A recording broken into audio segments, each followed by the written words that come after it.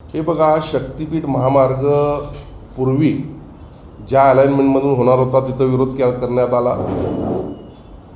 लोकसभेच्या निवडणुकीच्या धर्तीवर हे मान्य करू शकतो की त्यामध्ये राजकारणाचा भाग होता, पण हाच विरोध पुढे तसाच ठेवण्यात आला.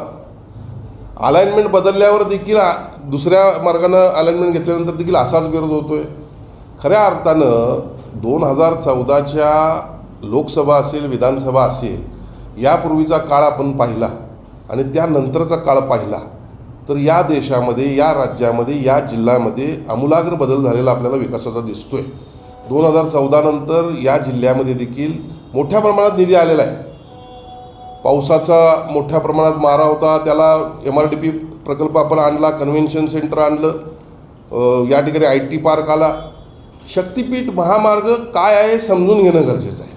शक्तीपीठ महामार्ग आज महाराष्ट्रा एवढं भौगोलिक क्षेत्रफळ असणारे इतर प्रगत राष्ट्र जर आपण पाहिली, त्यामध्ये जर्मनी असेल, फ्रान्स असेल, तर या राष्ट्रांमध्ये 8-8 हजार किलोमीटरचे मेगा हायवे आहेत. आणि आज हा एक शक्तीपीठ महामार्ग महाराष्ट्रामध्ये पूर्ण होत असताना 2500 किलोमीटर देखील होत नाही, तरी देखील आपण त्याला विरोध करतोय. मग आपण विकासाला विरोध करतोय का?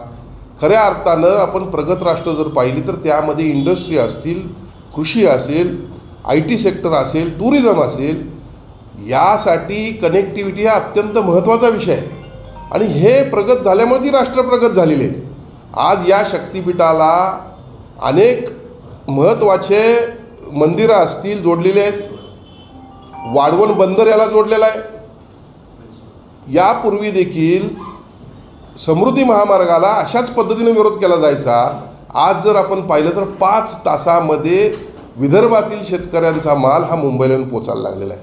आणि म्हणून शेतकरी हा, मी काल देखील या भागात होतो ज्या ठिकाणाहून शक्तीपीठ महामार्ग जातो, लोकांची मान्यता आहे.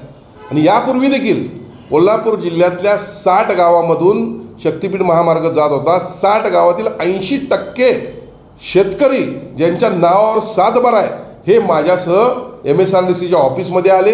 एक चांगली बैठक त्या ठिकाणी घेण्यात आली आणि त्यांनी आपले सातबारे सरकारला जमा केले. मग असं असताना आपण शेतकऱ्यांचा विकास साधला पाहिजे, राज्याचा विकास साधला पाहिजे, पर्यायाने देशाचा विकास साधला पाहिजे की याला विरोध केला पाहिजे, हे मात्र या राजकारण्यांनी ठरवणं गरजेचं आहे.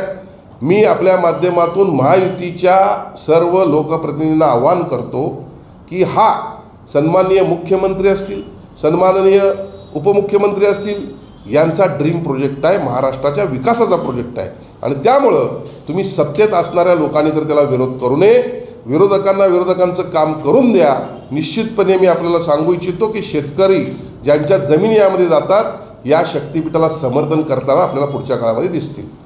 उद्या विरोधात मोर्चा नसते, तुम्ही समर्थनात मोर्चा काढायला काही करू शकता? बघा, आता मोर्चा त्यांनी काढलेला आहे. या मोर्चामध्ये माझं आपल्याला आव्हान आहे, विनंती आहे की या शक्तीपीठ महामार्गामध्ये ज्या शेतकऱ्यांचे जमिनी जातात त्यात किती आहेत ते पहिला तपासा.